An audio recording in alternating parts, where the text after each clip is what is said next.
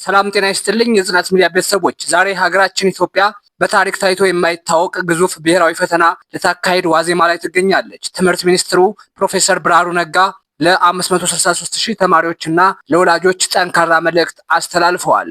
ነገር ግን ወደ ዝርዝሩ ከመግባታችን በፊት አንድ እጅግ ወሳኝ የሆነ ነጥብ በቪዲዮ ማጠናቀቂያ ላይ እነግራችኋለሁ። ይህ ነጥብ በዘንድሮ የኦንላይን ፈተና ላይ ስለተጨመረው አንድ ምስጢራዊ የጸጥታ መቆጣጠሪያ ሲሆን ማንኛውም ተፈታኝ ይህንን ምስጢር ካላወቀ ውጤቱ አደጋ ላይ ሊወድቅ ይችላል። ስለዚህ ቪዲዮውን አንድም ሰከንድ ሳታሳልፉ እስከ መጨረሻው ተከታተሉኝ። ዛሬ የፈተናውን ቀናት፣ የተማሪዎችን ቁጥር እና ከመጋረጃው በስተጀርባ ያለውን የጸጥታ ጥበቃ ምስጢር በጥልቀት የማስደምጣችሁ ይሆናል።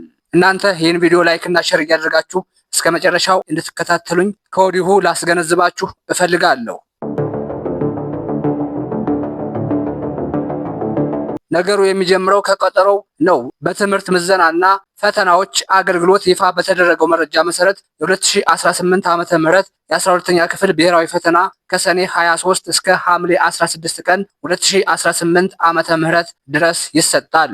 በዚህ ፈተና ላይ ለመቀመጥ 563,501 ተማሪዎች ተመዝግበዋል። ይህ ግዙፍ ቁጥር የሀገሪቱን ትምህርት ጥማት የሚያሳይ ቢሆንም ሂደቱን ግን እጅግ ውስብስብ ያደርገዋል። ከእነዚህ ውስጥ 306,456ቱ የሳይንስ ተማሪዎች ሲሆኑ 257,045ቱ ደግሞ የማህበራዊ ሳይንስ ተማሪዎች ናቸው። ዩቲዩብን እያጨናነቀ ያለው ዜና ግን አብዛኞቹ ተማሪዎች ፈተናውን በቴክኖሎጂ ታግዘው በኦንላይን እንዲወስዱ መገለጹ ነው። ይልቁንም ነገሩ ይበልጥ አሳሳቢ የሚሆነው እዚህ ጋ ነው። ፕሮፌሰር ብርሃኑ ነጋ በፈተና ሂደት ውስጥ ጣልቃ የሚገቡና ለማጭበርበር የሚሞክሩ አካላት ላይ ጥብቅ እርምጃ እንደሚወሰድ አስጠንቅቀዋል። ሚኒስትሩ የፈተና ስርቆትን የሚጠየፍ ትውልድ መፍጠር አለብን በሚል መሪ ቃል በትምህርት ጥራት ላይ ያላቸውን ጽኑ አቋም አንጸባርቀዋል። ይህ ማስጠንቀቂያ ለተማሪዎች ብቻ ሳይሆን ለፈተና አስፈጻሚዎች እና በሂደቱ ውስጥ ላሉ ግብረ አበሮችም ጭምር ነው። መንግስት የዘንድሮውን ፈተና ከወትሮ በተለየ የሀገር ደህንነት ጉዳይ አድርጎ ወስዶታል። ነገሩ በዚህ ብቻ አላበቃም። የፌዴራል ፖሊስ ምክትል ኮሚሽነሩ እንደገለጹት ለፈተናው ደህንነት አስፈላጊውን ዝግጅት በየቀጠናው ተደርጓል። ፈተናው ከጣቢያ ተነስቶ ተፈታኞች እጅ እስኪገባ ድረስ ያለው ሰንሰለት ጥብቅ ጥበቃ ይደረግለታል። ነገር ግን አንዳንድ ኢንፎርሜሽኖች እንደሚያመለክቱት የመንገድ መዘጋት ስጋት ባለባቸው አካባቢዎች ተማሪዎች ሳይረበሹ ፈተና ማዕከላት እንዲደርሱ ልዩ ትኩረት ተሰጥቷል። ይህም ተማሪዎች ካላንዳች ስጋት በትምህርታቸው ላይ ብቻ እንዲያተኩሩ እድል ይሰጣቸዋል። አሁን በመግቢያ ላይ ቃል ወደ ገባውላችሁ እወስዳችኋለሁ። በዘንድሮ የኦንላይን ፈተና ላይ የተጨመረው ያ ወሳኝ ነገር ምንድን ነው?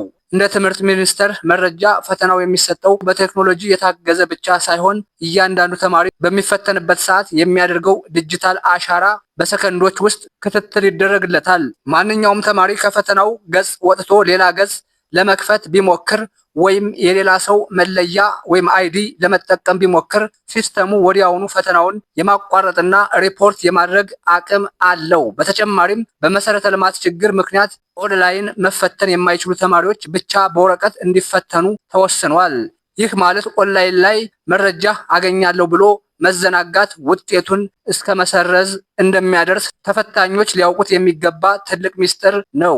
የጽናት ሚዲያ ቤተሰቦች ተማሪዎቻችን በሰላም ተፈትነው ውጤታማ እንዲሆኑ የሁላችንም ጸሎት ነው። እናንተ ስለ ዘንድሮው ጥብቅ የፈተና ዝግጅት ምን ትላላችሁ? ሐሳባችሁን በሰከነ ቃላት በኮሜንት አጋሩን። ለተፈታኞች ብርታቱን እንዲሰጥልን ምኞታችሁን ግለጹላቸው። ለጽናት ሚዲያ ቤተሰቦች አዲስ ከሆናችሁ በፍጹም ሳብስክራይብ ማድረጋችሁን እንዳትረሱ።